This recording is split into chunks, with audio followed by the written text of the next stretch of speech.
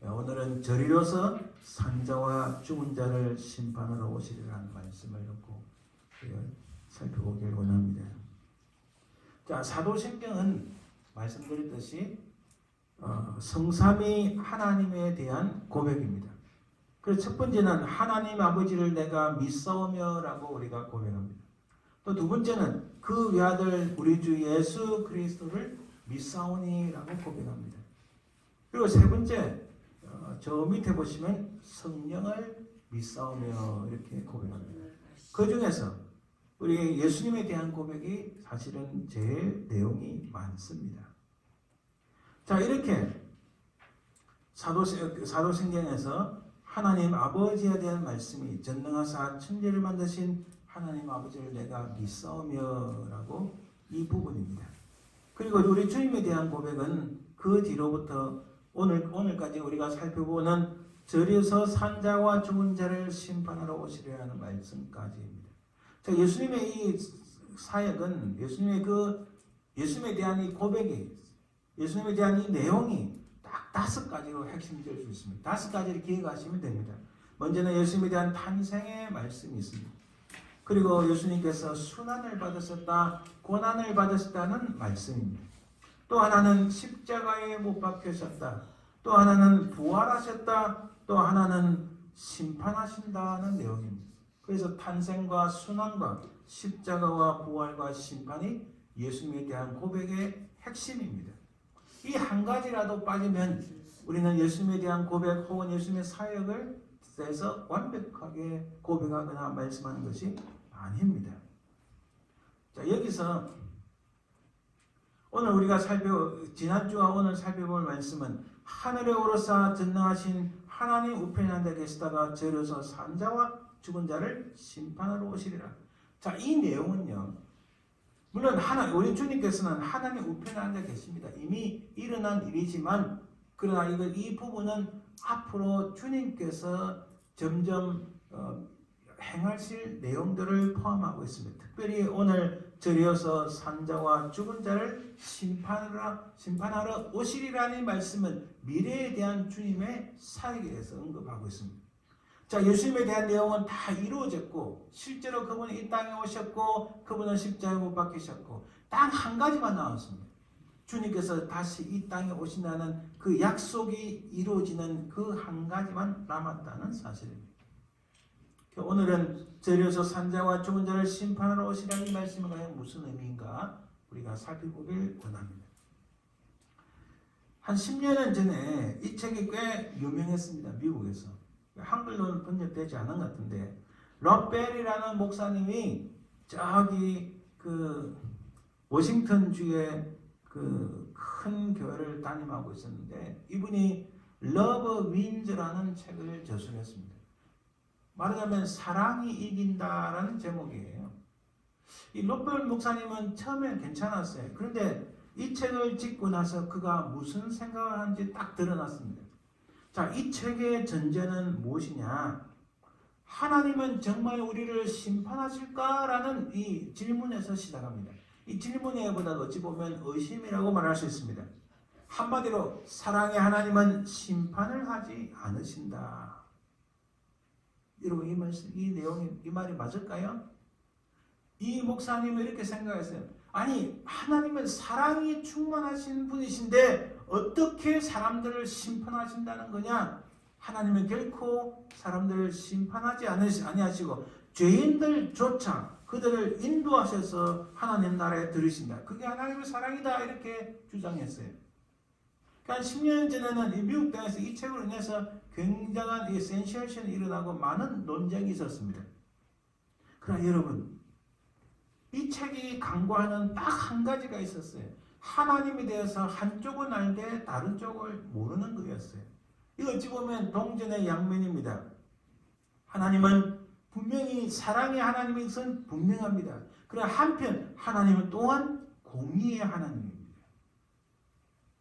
하나님은 악한 자들을 그냥 놔두지 않으세요. 하나님의 공의는 심판과 연결되어 있습니다. 그래서 하나님은 사랑을 하시되 그러나 악한 자들을 그냥 두지 아니하시고 반드시 심판하신다. 그게 하나님의 공입니다.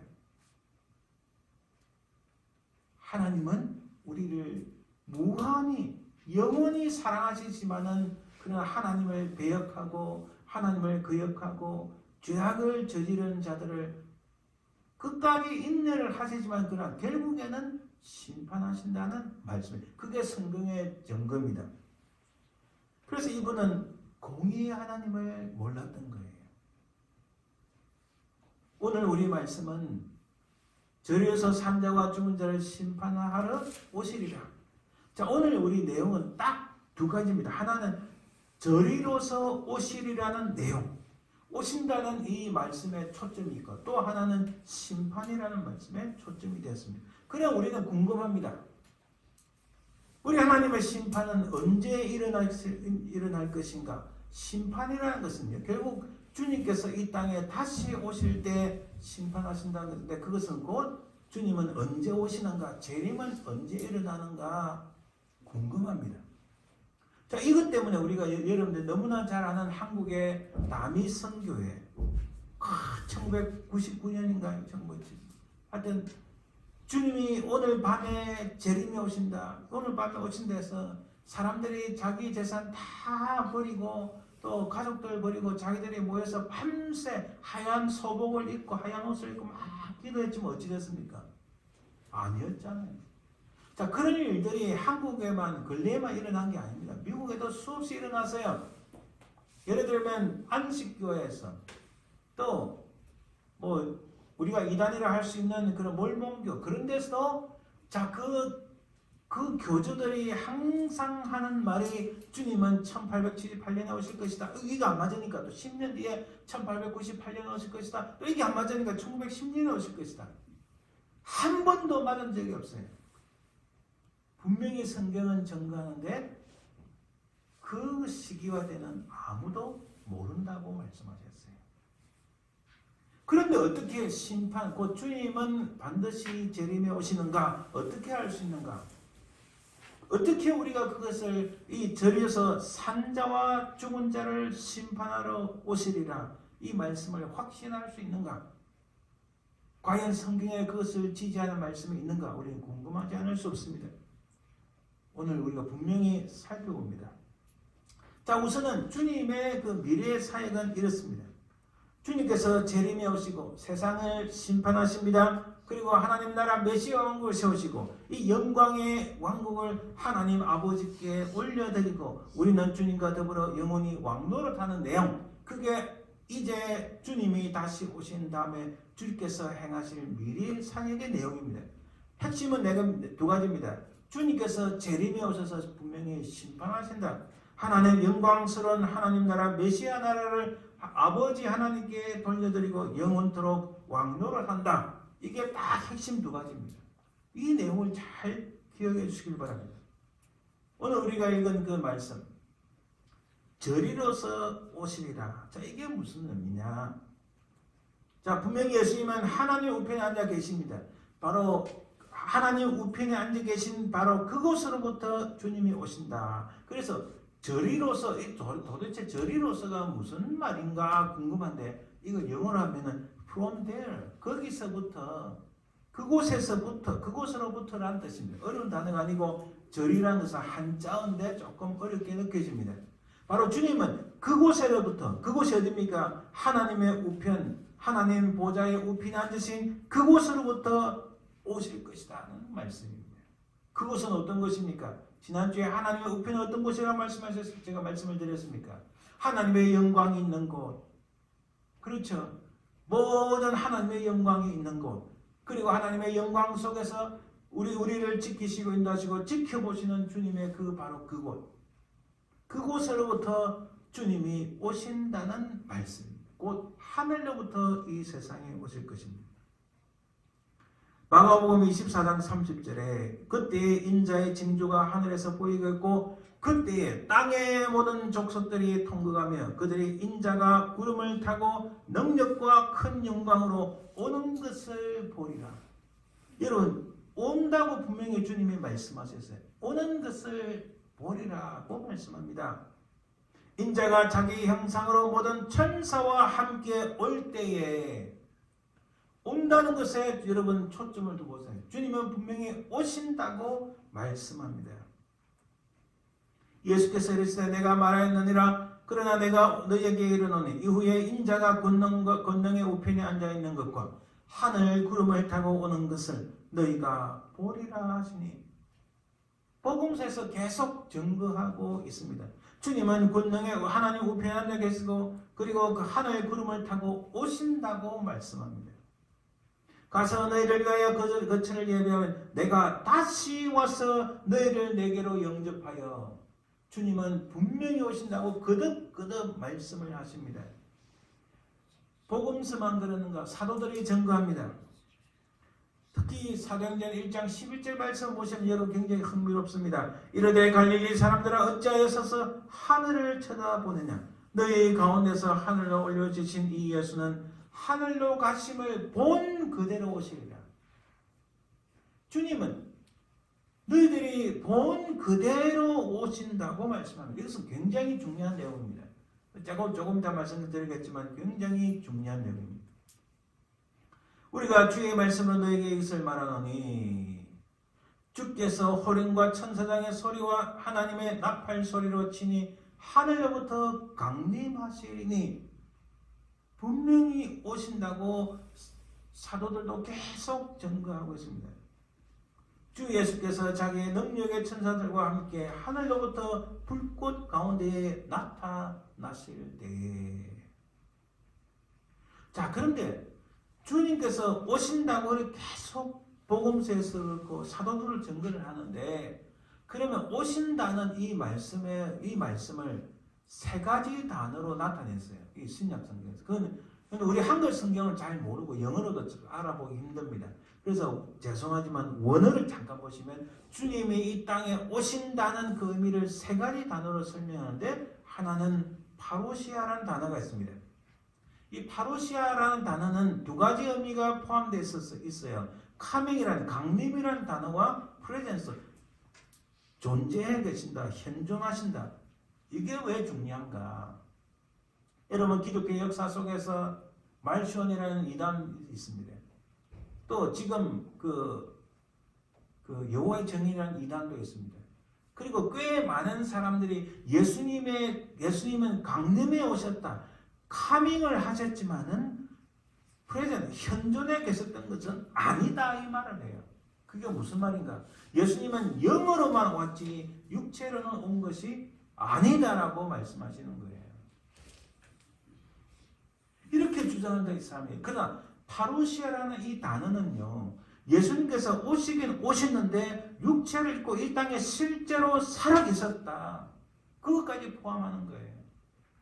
그래서 예수님께서 세컨 다시 오신다는 그 말씀도 주님께서 신이 이 땅에 오시는데 본 그대로 아까 말씀드렸죠. 본 그대로 육신을 입고 이 땅에 오신다는 말씀. 우리 육체의 눈으로 주님이 오시는 것을 볼 수 있다는 말씀입니다. 그러니까 예수님의 재림도 야 영으로 오는 거 아니야. 야 여러분 알렐루야 여러분 영으로 오는 게 아닙니다. 육체로 오지 않습니다. 그거 사실 믿지 마세요. 예수님이 영으로 우리 속에 오십니다. 이렇게 말하는 사람은요 100% 이단이에요. 가끔씩 그렇게 말하는 사람들이요 기독교 방송국에서 나와서도 이야기한다니까 제가 화들짝 놀라가지고 아니 어떻게 저런 주장하는 사람들을 그러는가. 원래 헬라 성경에 파로시라는 단어가 이 두 가지 뜻이 포함되어 있어요. 이것이 바로 재림이라는 뜻입니다. 그래서 재림이나 세컨 카밍이라는 의미는 예수님께서 실제로 이 땅에 다시 오시는데 육신을 입고 우리 눈으로 볼 수 있는 모습으로 오신다는 뜻입니다. 할렐루야. 본 그대로 오신다. 자, 여기 주의 임하심이라는 단어가 바로 그 파루시아라는 단어입니다. 예수께서 감람산에 앉으셨을 때에 제자들이 조용히 와서 이르되 우리에게 이르소서 어느 때에 이런 일이 있겠사오며 또 주의 임하심과 세상 끝에는 무슨 징조가 있사오리까. 여러분 만일에 누군가가 다시 말씀드리지만 만일에 누군가가 예수님이 세컨 카밍이 오신데 예수님의 영이 오시면 그건 세컨 카밍이고 믿는 자만이 예수님이 그 영으로 우리 속에 온다. 그럴듯하죠. 아주 그럴듯하게 들립니다. 이렇게 주장하는 이단들이 지금도 여전히 많이 있다는 거예요. 그게 아닙니다. 주에 임하시면 눈으로 본 그대로 오신다는 말씀입니다. 그러나 각각 자기 차례대로 되리니 먼저는 첫 열매인 그리스도요, 다음에는 그가 강림하실 때에 그리스도에게 속한 자요. 우리가 좀 있으면은 4월에 부활절이 되고, 그 부활절 전에 6주 동안 사순절 이렇게 합니다. 사순절 동안에 대림절, 강림절, 저는 솔직히 말씀드리면요, 한국어로 강림절, 대림절 하면 주님의 오심을 완벽하게 설명한 것이 아니라고 봅니다. 제가 작년에도 말씀드렸지만은 사순절이 돼가지고 교회에 오늘은 보라색 촛불을 켜고 다음에는 핑크색 촛불 켜고 마지막에는 하얀색 촛불을 켜고 그게 아니라는 거예요. 그게 중요한 게 아니라는 거예요. 주님은 친히 이 땅에 오셨는데 육신을 입고 실제로 오셨다. 그래서 강림이란 대림이란 단어 하나만으로는 주님의 오심을 설명하기 힘든 거예요. 그러나 여기에 그가 강림하실 때에 그리스도에게 속한 자요. 우리 헬라 원문으로는 파루시아라는 단어. 강림뿐만 아니라 육신을 오셨다. 또 단어가 여러분 에피판이라는 단어를 들어보셔야 돼요. 에피판이라는 이 단어는 주로 성공의 감리교 이런 쪽에서 많이 씁니다. 물론 이 단어를 쓰는 건 나쁜 거 아닙니다. 틀린 거 아닙니다. 그러나 이게 무슨 뜻이냐? 재림은 주님의 영광이 나타나심. 나타났다. 에피판이라는데. 자, 아까 말씀드렸죠. 이단들은 주님께서 처음에 오실 때도 육신으로 오신 것이 아니고 영으로 오셨다. 그래서 영으로 오신 것은 결탄고 나타났다고 말할 수 없습니다. 나타났다는 이 말은 주님께서 친히 육신으로 우리에게 보여주셨다 이렇게 말씀합니다. 그러면 재림은 뭐냐? 재림도 여전히 이 땅에 오셔서 육신을 입고 오시는 그 주님이, 그러나 주님은 육신을 입고 오셨지만은 부활체의 몸으로서 우리의 심판주가 되시고 백보자 되신 하나님의 영광을 입고 오신 그 주님이 우리 가운데 우리 육신의 눈으로 볼 수 있는 모습으로 나타나신다는 말씀입니다. 아멘. 이 굉장히 중요합니다. 한 20년 전에 타임지 표지에 광고가 났어요. 여기에 그리스도가 있다. 한 10년 전에 한국의 신문에 대문짝만하게 다 광고가 났는데 그리스도가 다시 오셨다. 읽어보면요 굉장히 그럴듯합니다. 그러나 주님의 나타나시면 일부 극소수 사람들에게 나타난 것이 아니라 또 눈으로 보지 않게 비밀스럽게 나타난 것이 아니라 주님은 모든 사람들이 볼 수 있도록 나타나시고 우리 눈으로 볼 수 있는 그 모습으로 나타나신다. 그게 바로 에피판에 나타나신다는 말씀입니다. 그때 불법한 자가 나타나리니 주 예수께서 그 입의 기운으로 그를 죽이시고 강림하여 나타나심으로 패하시리라. 여기서 주님께서 친히 우리 눈으로 볼 수 있는 그 모습으로 나타나신다고 말씀합니다. 우리 주 예수 그리스도께서 나타나실 때까지 흠도 없고 책망받을 것이 없이 이 명령을 지켜라. 주님께서 눈으로 볼 수 있는 그 모습으로 이 땅에 다시 오신다고 분명히 말씀합니다. 또 다른 단어는 이 계시란 단어입니다. 그 아포칼립시스. 이게 드러난다, 리빌레이션, 계시란 뜻입니다. 드러난다. 너희가 모두는 새 부족함이 없이 우리 주 예수 그리스도의 나타나심을 기다립니다. 결국 주님께서 이 땅에 첫 번째 오심과 두 번째 세컨 카밍의 내용이 뭐가 들어있습니까? 오셨습니다. 카밍하셨어요. 그러나 인간의 육신을 입고 우리가 눈으로 볼 수 있는 모습으로 이 땅에 오셨다. 영으로 왔다 말하는 사람 전부 거짓말이에요. 전부 이단들이에요. 전부 잘못된 것이나 성경이 지지 않는 내용들을 말합니다. 그리고 세컨 카밍, 재림도 주님께서 이 땅에 오시는데 우리 눈으로 본 그대로 우리 인간의 육신을 입고 이 땅에 오신다. 그분은 우리가 볼 수 있는 모습으로 나타나신다. 그게 에피파니. 그리고 주님은 바로 비밀스럽게 아니라 모든 것이 드러나는, 모든 사람들이 볼 수 있도록 나타나시고 드러나시는 모습으로 오신다고 말씀하시는 겁니다. 할렐루야. 그래서 비밀을 강조하거나 은밀하게 강조하거나 일부 소수에게 나타나거나 우리 교주 혹은 지도자들에게 나타났다든지 하는 것은 100% 거짓말이에요. 성경은 절대 그렇게 증거하지 않습니다. 환난을 받는 너에게는 우리와 함께 이런 식으로 갚으시는 것이 하나님의 공이시니, 아까 제가 하나님의 공의 말씀드렸죠. 주 예수께서 자기의 능력의 천사들과 함께 하늘로부터 불꽃 가운데에 나타내실 때 이것은 계시하셨다. 비밀스럽게 아니라 모든 것을 다 드러낼 수 있도록 나타나셨다는 말씀입니다. 그래서 여러분 정리를 하면 우리 주님께서 다시 재림에 오는 그 방식, 내용, 그 형태가 뭔가 예수님께서 친히 직접 오신다는 말씀입니다. 그리고 부활로 성취하신 그 몸으로, 우리 눈으로 볼 수 있는 그 몸으로 오신다는 말씀입니다. 그렇게 모든 사람이 볼 수 있게 가시적 눈으로 볼 수 있도록 하는 것이지, 뭐 영적으로 왔다, 눈에 보이지 않게 오셨다, 일부 소수에게 오셨다 하는 것은 전부 100% 거짓말. 그것은 하나님을 모독하는 내용입니다. 물론 주님은 지금도 영적으로 우리와 함께 계십니다. 주님께서 성령을 보내시겠다, 보혜사 성령을 보내시겠다 하셨는데 그 보혜사 성령으로 인하여 우리에게 오셔서 세상 끝날까지 우리와 항상 함께 하십니다. 주님께서 친히 말씀해 주신 내용입니다. 그러나 이 성령님으로 우리와 함께 하셔도 이것이 재림이라고 말할 수 있는 것이 아닙니다. 재림이라는 것은 분명히 그의 몸으로 이 땅에 오셔서 눈으로 볼 수 있는 사건이라는 겁니다. 할렐루야. 주님이 이 땅에 하나님의 그 권능과 모든 천군 천사와 더불어서 이 땅에 우리 눈으로 볼 수 있는 그 모습 그대로 오신다는 사실입니다. 놀라운 일입니다. 우리의 상상을 초월합니다. 여러분 지구가 둥근데 주님이 이곳에만 오지만 지구 반대편에 있는 사람은 볼 수 있을까? 그건 우리 인간의 어떤 이성의 한계입니다. 주님은 초월적인 분이시기 때문에 어떻게 해야 할지 몰라요. 그럼 모든 사람들이 본다고 말씀을 하십니다. 그때 인자의 징조가 하늘에서 보이겠고 그때 땅의 모든 소속들이 통곡하며 그들이 인자가 구름을 타고 능력과 큰 영광으로 오는 것을 보리라. 아멘.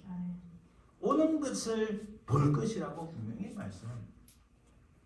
따라서 재림은 공개적인 사건입니다. 절대로 비밀스럽거나 은밀하게 일부 소수만 우리끼리만 우리에게만 이렇게 말하면은 100% 이단이고 100% 거짓말이고 100% 문제가 있는 사람들, 진짜가 아니라는 겁니다. 오늘 제가 중국에 적은 거 보세요. 여러분 비슷하지만 비슷한 것은 실제가 아니고 가짜입니다. 엇비슷하고 사투리 말하면 비스무리한 거 다 가짜라는 겁니다. 우리가 살아가면서 비슷한 거 취할 수 있고 비슷한 거 살 수도 있고 같지만 그러나 진리는 비슷한 거는 무조건 가짜라는 거예요. 그러면 사람들이 너에게 말하되 보라 그리스도가 광야에 있다 해도 나가지 말고 보라 골방에 있다 해도 믿지 말라. 번개가 동편에서 나서 서편까지 번쩍인 같이 인자의 임함도 그러하니 모든 사람들이 보는 행태로 오신다는 말씀입니다. 그래 여러분 재림은 갑자기 임하십니다. 주님께서 도둑같이 임한다고 말씀합니다. 자, 이러므로 너희도 준비하고 있어라. 사람들이 장가들고 시집가고 막 이런 가운데 있는데 이러므로 너희도 준비하고 있어라. 생각하지 않은 때 인자가 오리라. 주님이 분명히 친히 말씀하셨어요.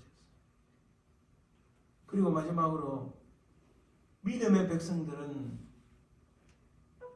도둑같이 오는 그때에 항상 깨어서 재림을 소망해야 됩니다. 말씀하십니다. 주의 날이 밤에 도둑같이 이를 줄을 너희 자신이 자세히 알기 때문이라. 멸망이 갑자기 그들에게 이르니 결코 피하지 못하리라. 형제들아 너희는 어둠에 있지 아니하며 그날이 도둑같이 너에게 임하지 못하리니. 자, 안 믿는 자들에게는 도둑같이 임하는데 믿는 자들은 빛 가운데 어둠에 있지 아니하는 빛의 아들들은 도둑같이 임하는 것이 아니다. 이게 무슨 의미일까요? 우리가 그날과 그 시를 알게 되는가? 그게 아니라 빛 가운데 있는 하나님의 자녀들에게는 도둑같이 주님이 임하시도 우리에게는 전혀 상관이 없다는 거예요. 준비가 되어 있기 때문에. 그래서 마지막에 바울이 말씀합니다. 오직 깨어 정신을 차릴지라. 정신 차려. 정신만 차리고 있으면 주님께서 도둑같이 임한다 할지라도 우리에겐 전혀 문제가 되지 않는다 이 말씀입니다. 굉장히 놀라운 말씀, 우리에게 큰 위로의 말씀입니다. 여러분, 그러면 주님께서 재림이 온다는 징조가 있을 텐데 무화과 나무가 가지가 연해지고 잎사귀를 내면 여름이 가까운 줄을 아는 것처럼, 여러분, 제가 어릴 때 무화과 나무 본 적도 없습니다. 또 무화과 나무 직접 따먹어 본 적도 없어요. 그러나 미국 땅에, 그래서 뉴저지 와가지고 제가 예전에 렌턴을 살고 있을 때 우리 옆에 무화과 나무가 있었어요. 무화과를 많이 따먹었습니다. 이 말씀을 제가 100% 이해하게 됩니다. 가지가 연해지고 잎사귀를 내면 좀 있으니까 여름, 그러니까 갑자기 무화과가 엄청 열리는 거예요.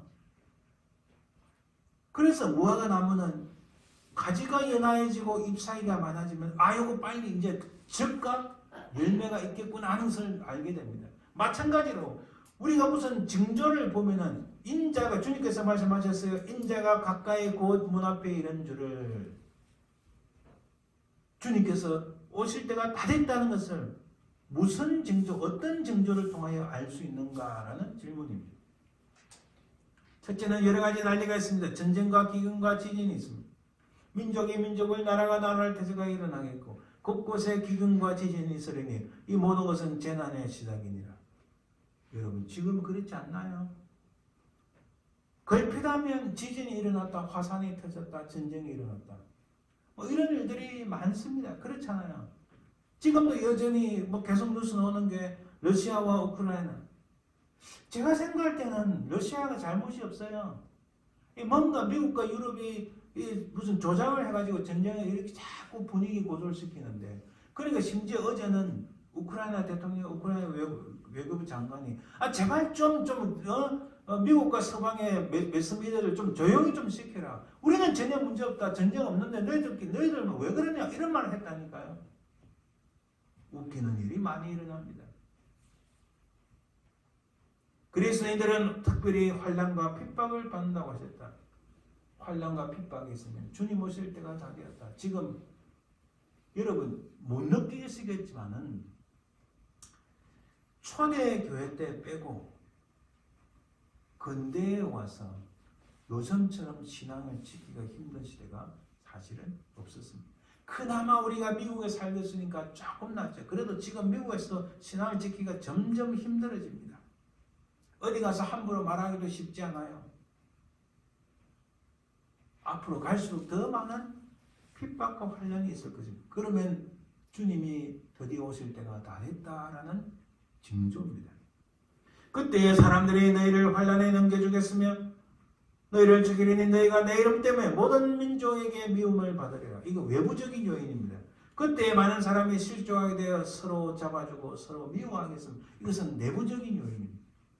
그러니까 환난과 핍박이 교회 밖에서만 아니라 믿는 자들의 공동체 밖에서만 아니라 내부에서도 일어난다고 이야기합니다. 또한 거짓 그리스도와 거짓 선자들이 많이 출현한다고 주님께서 말씀하셨어요.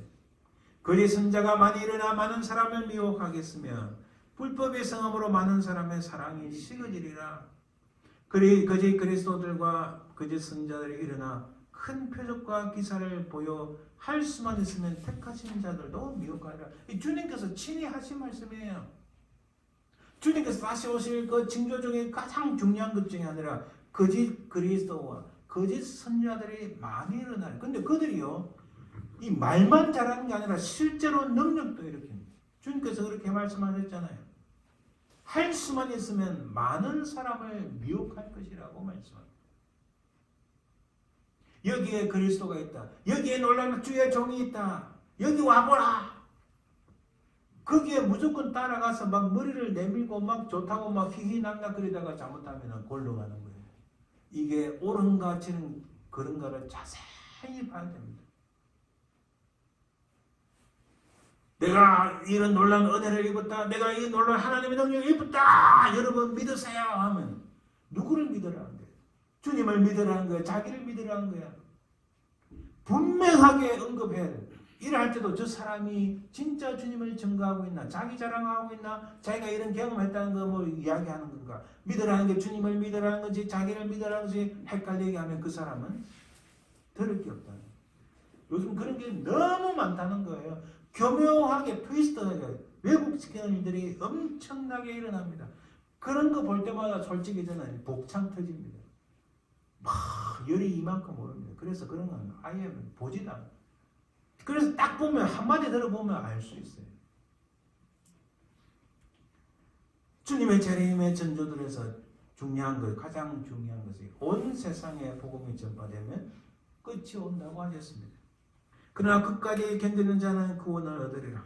이 천국 복음이 모든 민족에게 전되기 위하여 온 세상에 전파되리니 그제야 끝이 오리라 라고 말씀합니다. 여러분 전 세계에 성경이 보급되는데 아직도 성경이 번역되지 않은 언어가 있습니다. 그러나 여러분 컴퓨터의 발달로 인해서 2025년이 되면은 모든 언어로 성경이 다 번역된다고 합니다. 늦어도 2030년. 이야, 그러면 주님이 그때 오실 거 아닌가 하는 의구심이 듭니다. 주님 오실 때가 거의 다 돼간다 하는 것을 지울 수가 없습니다. 주님은 그렇게 오시는데 분명히 오시는데 오시는 목적이 산자와 죽은 자를 심판하러 오신다는 말씀입니다. 모든 죽은 자들은 믿었다가 죽은 자들, 안 믿었다가 죽은 자들, 모든 자들을 포함합니다. 그 모든 자들이 부활해서 주님 백보좌 앞에 심판을 받게 했습니다. 그러나 살아있는 그리스도인들은 죽음을 맛보지 않고 부활체와 같이 변형되어 먼저 오시는 주님을 맞이하기 위하여 공중으로 끌어올려집니다. 곧 휴거입니다. 여러분 오해하지 마세요. 걱정하지 마세요. 믿다가 죽었다가 주님 심판 때 앞에 서기 위하여 부활하시는 심판받지 않습니다. 하나님의 생명책에 이름이 기록되어 있기 때문에 심판대에 서기 위하여 다 부활을 하지만 죽은 자들 모두가 다 부활하는데 주님을 믿지 않는 자들은 심판을 받지만 우리는 심판을 받지 않는다는 사실. 그리고 살아있는 그리스도인들은 공중으로 끌어올려 휴거, 랩처가 일어난다. 이 휴거의 목적은 오시는 주님을 영접하기 위함입니다. 사도 바울이 말씀합니다. 그 후에 우리 살아남은 자들도 그들과 함께 구름 속으로 끌어올려 공중에서 주를 영접하게 하시리니 그래야 우리가 항상 주와 함께 있으리라. 아멘. 그래서 주님은 이 세상에 심판하러 오시는 것이므로 그 후에는 모든 사람들이 다 심판대 앞에 서게 될 것입니다. 또 내가 보니 죽은 자들이 큰 자나 작은 자나 그 보좌 앞에 서 있는데 책들이 펴있고 다른 책이 펴졌으니 그 생명책이라. 죽은 자들이 자기 행위를 따라 책들에 기록된 대로 심판을 받으니. 여러분 우리가 믿다가 혹시 이 세상을 떠나도 걱정하지 마세요. 우리가 다시 그 심판대 앞에 서게 부활에 이르지만 그러나 심판을 받지 않는 거예요. 우리 주님께서 말씀하셔서 나를 믿는 자는 심판에 이르지 아니하나니. 요한복음 5장 24절에 말씀하셨어요. 누구든지 생명책에 기록되지 못한 자는 불못에 던져지더니 선한 일을 행한 자는 생명의 부활로 악한 일을 행한 자는 심판의 부활로 놓으리라. 분명히 말씀합니다. 인자가 자기 영광으로 모든 천사와 함께 올 때에 자기 영광의 보좌에 앉으리니 모든 민족을 그 앞에 모으고 각각 구분하기를 목자가 양과 염소를 구분하는 것 같이 하여 주님께서 다 정리하신 말씀입니다.